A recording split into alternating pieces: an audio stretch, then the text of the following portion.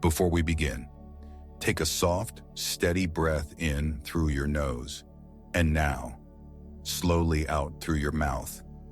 Let the air around you feel still, like the hush before a snowfall, like the moment just before a lantern is lit. There's nowhere to be, nothing to do, only this quiet moment and the gentle rhythm of rest. Feel the weight of your body begin to settle, soft and warm beneath your blanket, your hands loose and light, your eyelids a little heavier than they were a moment ago.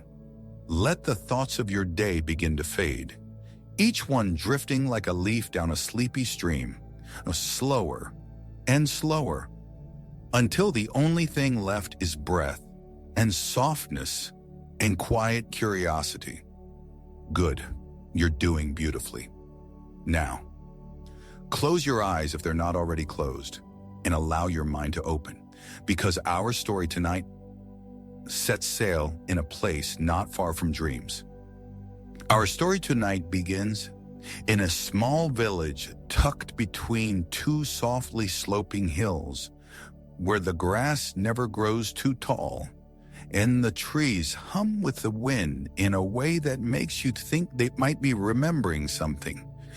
It is always a little misty here, just a fine silver shimmer in the air, like a veil the morning never quite puts away. The village is called Gearest, though nobody remembers exactly why. Some say it's because the clocks here have always run differently.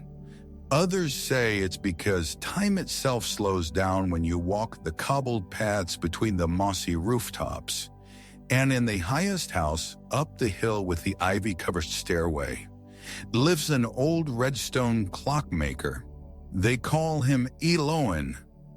Elowen's house leans a little to the left, like it might one day fall asleep too. Its roof is patched with terracotta tiles of every shade, copper and clay, plum and storm gray. And just below that roof, behind a window shaped like a crescent moon, Kata's the place where time hums quietly. Elowen's attic workshop. Let's step inside. Gently now. The wooden stairs creak a little, but kindly. They've carried many footsteps and never once complained. The attic smells of old pine and lantern oil, and something softer, like honey that's been warming in the sun. In every corner are clocks, hanging, standing, spinning, ticking, but none of them tell quite the same time. One ticks in halves, another only moves when someone laughs near it, and another, shaped like a tiny tree, grows a new branch every new moon. But on the far wall, beneath a slanted skylight covered in ivy vines, that's where stands Elowen's pride, the dream loop. It looks like a normal clock at first glance. Round, made of smooth dark stone with a copper edge. But when you look closer, you see it's always in motion. Not ticking, not turning, but looping. Instead of hands, there's a soft swirl of redstone light, like a ribbon floating underwater, dancing slowly, pulsing to an invisible beat. You see, Elowen discovered something strange about the Minecraft moon. It doesn't just rise and set, it sings, a low, rhythmic lullaby, too slow for villagers to hear, too ancient for zombies to follow, too soft even for cats to notice. But Elowen, he heard it one night while fixing an old repeater by candlelight. A soft note, then another, and suddenly, time felt different, like the world has blinked in slow motion. That night he began building the dream loop. Not many know this, but the Minecraft moon has phases that reach deeper than the sky. Each phase changes the way redstone pulses. Just a little, a fraction slower, a whisper softer. The dream loop is tuned to those secret shifts. Each part, every gear, every tick, every thread of redstone dust is connected not just to the sky, but to the rhythm of slumber. When the moon is waxing, the loop glows slightly blue, when waning a warm orange hue, and when it is full, the swirl becomes completely still for one long moment. No ticking, no motion, just stillness.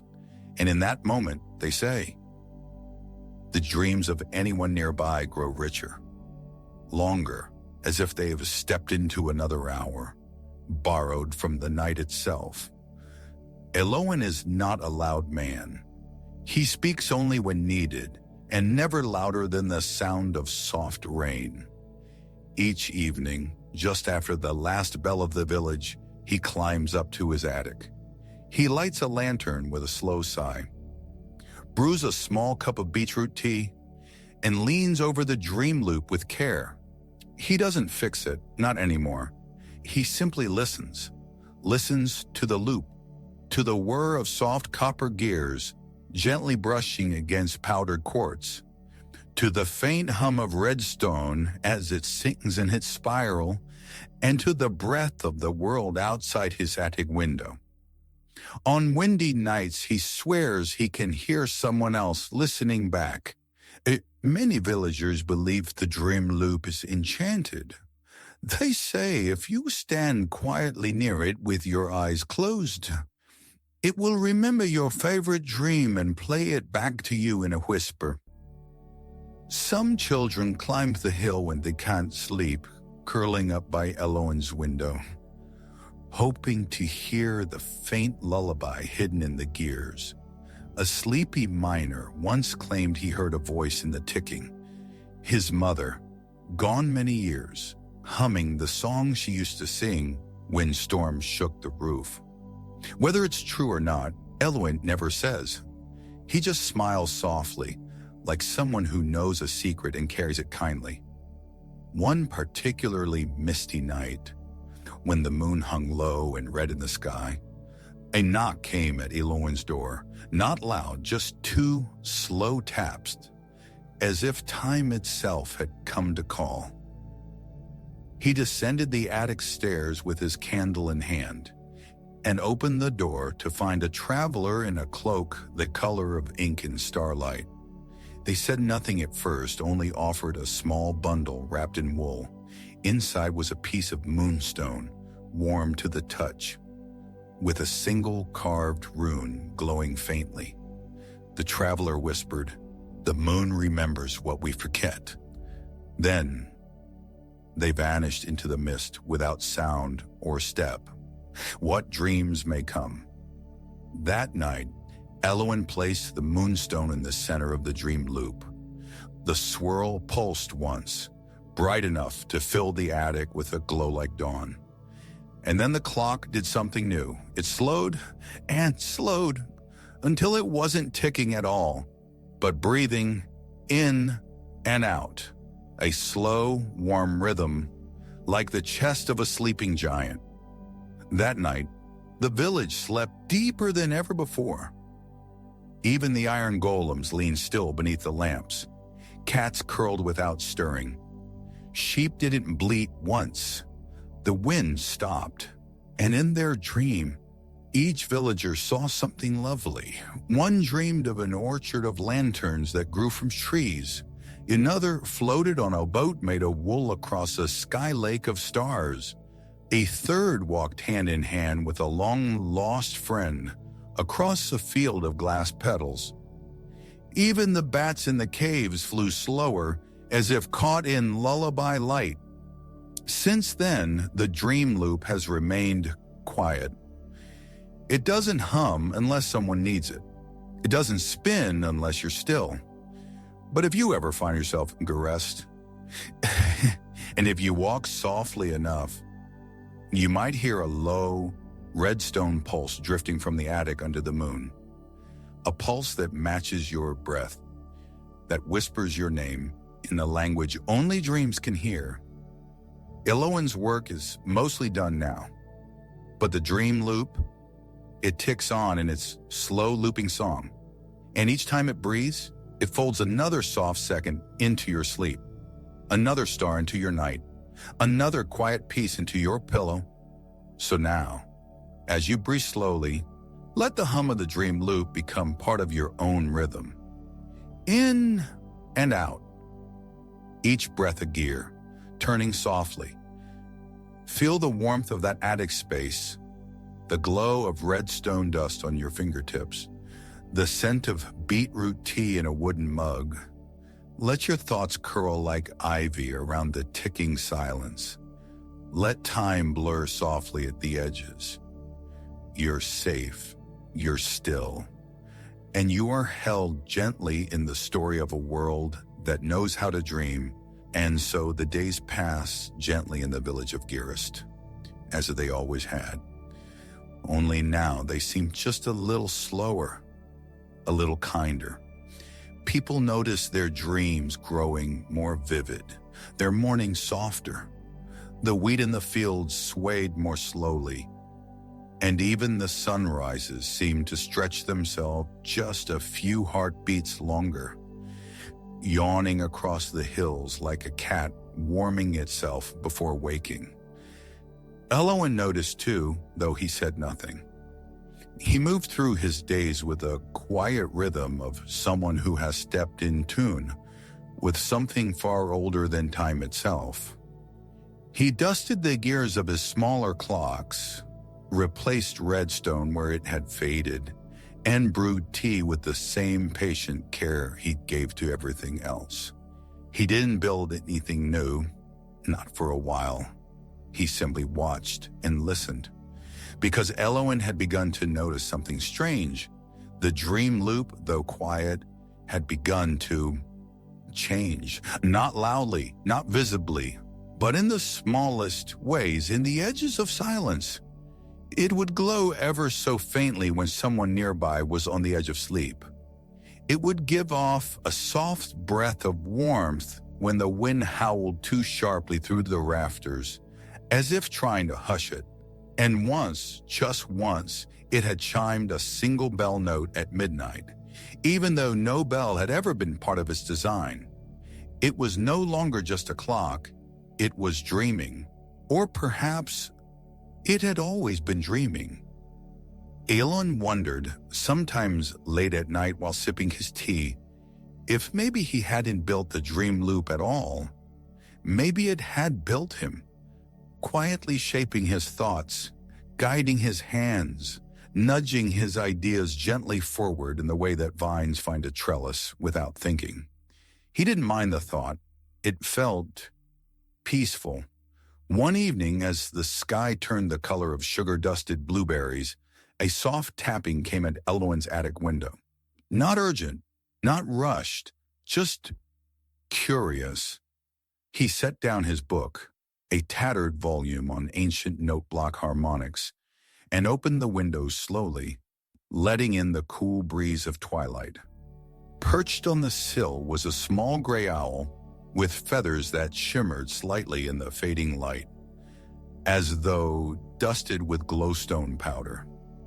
Around its neck, tied with a strand of spider silk, was a tiny scroll. Elowen smiled, gently untied the scroll, and unrolled it with fingers that had long forgotten the clumsiness of youth. The message was short, written in looping script that curled like smoke. Does the dream still breathe? The echoers would know. He read the words twice, then closed the window gently. The owl blinked once and lifted into the deepening dusk without a sound. Elowen held the message in his lap for a while, staring at nothing in particular. The echoers. Now that was a name he hadn't heard in decades. Long ago, before Gearest had even been marked on maps, there was a small gathering of redstone sages who studied not just function, but feeling. They believed redstone wasn't just a power source, but a memory keeper. That every circuit, every wire, every delay held echoes of the emotions felt near it. That laughter could brighten redstone glow. That sadness made it flicker. They called themselves echoers, and Elowen had once been one of them. But like many quiet things, the group had faded into the corners of history. Some said they had vanished into the end to study timelessness. Others believed they had fallen asleep in the ancient dungeons beneath the desert pyramids, lulled by their own pulse machines.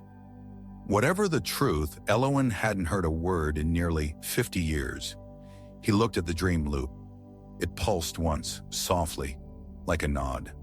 And that night, for the first time in years, Eloin packed a satchel. He brought only what was needed, a single gear from the Dream Loop's early build, a vial of shimmering redstone water collected from the underground stream beneath Gear Rest, and a small tuning fork once used to test the lullaby tones of repeater nodes. Then he did something he hadn't done in nearly half a century. He left his house. The village was asleep, of course. Even the lanterns flickered more slowly when Eloin passed beneath them. He walked with the quiet certainty of someone moving towards something forgotten, but not unfamiliar. The path he followed wasn't marked on any map, but his feet knew it. Past the wheat fields, through the hollow birch grove, and over a bridge that no longer showed up in daylight. Beyond that bridge, time behaved differently. You might walk for minutes and an hour had passed, or sit for a moment beneath a tree and discover the sun had shifted 2 positions in the sky. But Eloin walked without pause.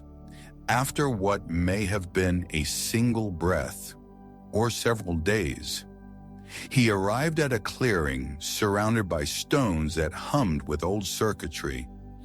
In the center stood a tower made not of blocks but of sound, each level suspended in the air by a loop of soft note block chords, playing endlessly, harmonizing with one another in a soothing, endless composition.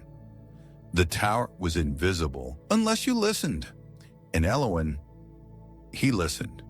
With every step, the tower became clearer, until at last he stood within its open doors, greeted by a silence so rich it sounded like velvet. Inside were the echoers. They hadn't aged. Or perhaps they had aged beyond age. Their robes were the color of forgotten wool, dyed in tones no longer craftable. Their eyes shimmered like polished lapis, and when they spoke, they did so not with words but with carefully tuned chords. A harmony that you felt before you understood. Eloin bowed slightly. He didn't need to explain. They already knew. One of the echoers, taller than the rest, extended a hand. In his palm sat a single redstone pearl, rare, unstable, and known only to those who understood rhythm in the deepest way. They called it a dream seed. Eloin took it, and in that moment, the dream loop back in Gear Rest pulsed brighter, though no one saw it. Not even the moon. What followed was not a lesson, not a ritual.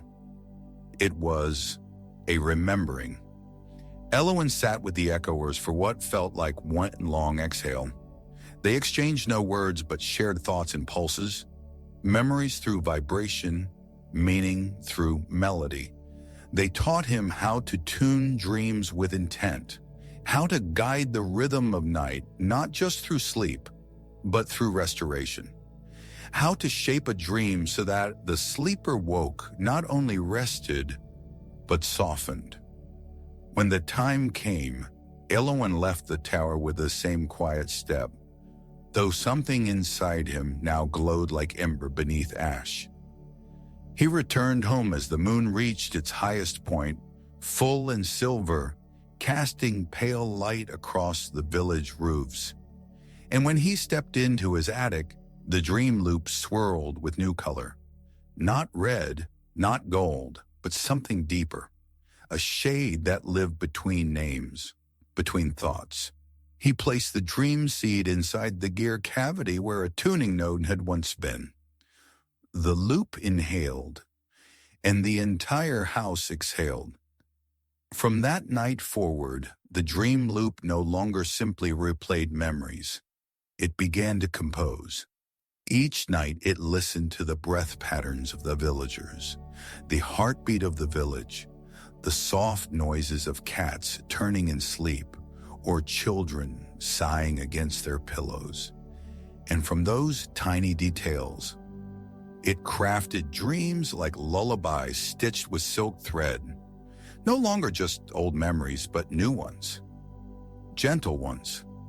Stories of cloud trees and golden wolves, of endless book-filled rooms with never-ending fireplaces, of floating islands that moved like jellyfish across a violet sky.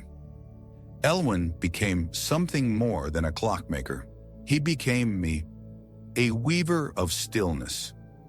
He no longer feared time because he understood it now, not as a force to race, but a friend to hold gently in the palm of your hand, like a firefly glowing for just a while.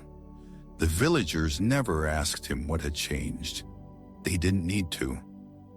They only knew that when they laid their heads down at night, the world wrapped around them a little closer, that even bad days melted more easily into sleep, that their dreams had more light, more wonder, and sometimes even a scent of beetroot teal or ivy dust or quiet gears ticking in the distance.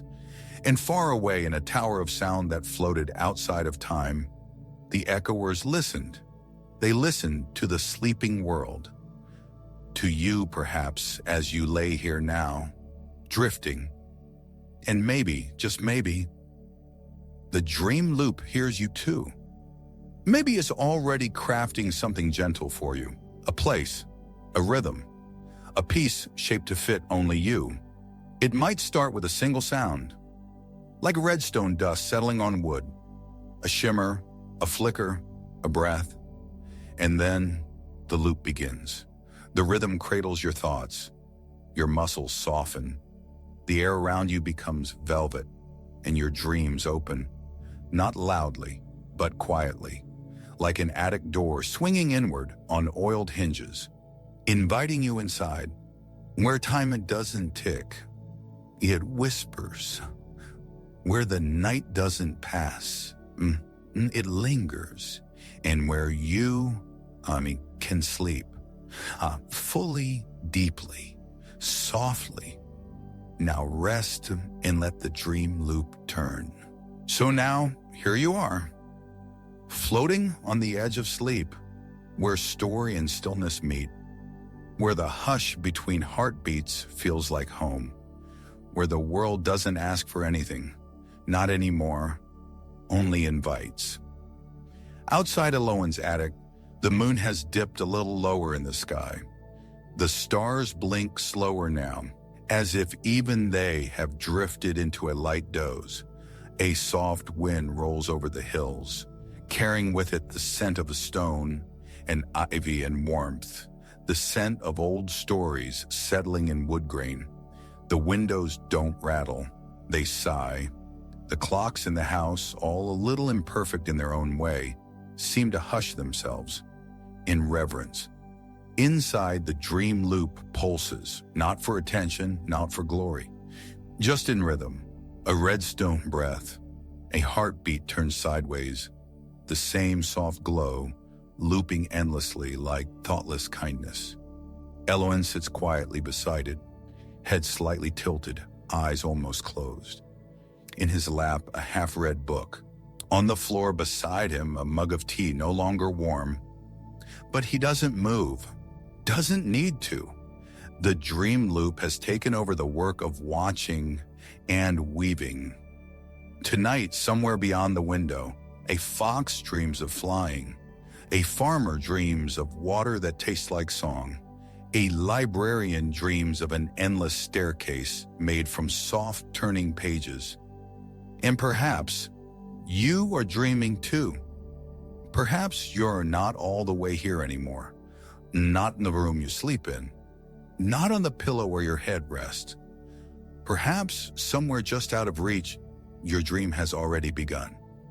Not with fireworks, not with bright flashes, but with something gentle, a path of moss, a door made of moonlight, a soft ticking in the distance that somehow feels like it's always been there. The dream loop doesn't need your attention. It only needs your stillness. And you've given it perfectly. So now, allow the rhythm to carry you. Breathe in and feel the loop inhale with you. Breathe out and let it cradle your thoughts. Let go of the last little muscles holding tension. Your neck, your hands, your eyelids. Feel them melt just a little more, like wax warmed by the light of a lantern. Feel your weight deepen into the bed, into the earth, into peace. If any thought tries to rise up, let it come and let it pass. The dream loop catches each one like a drifting ember, cooling it gently, folding it into the lullaby. And in this softness, in this safety, you are free to sleep, truly sleep. No rush, no edges, only the dream, only the slow, pulsing hush of a clock that no longer counts time but stretches it like thread until the moment becomes just enough. You are held now, held in the quiet breath of a redstone machine built not for power, but for peace, built by hands that love the stillness, by a heart that understood sleep. The village rests, the attic breathes, and you sleep now, and sleep, and sleep.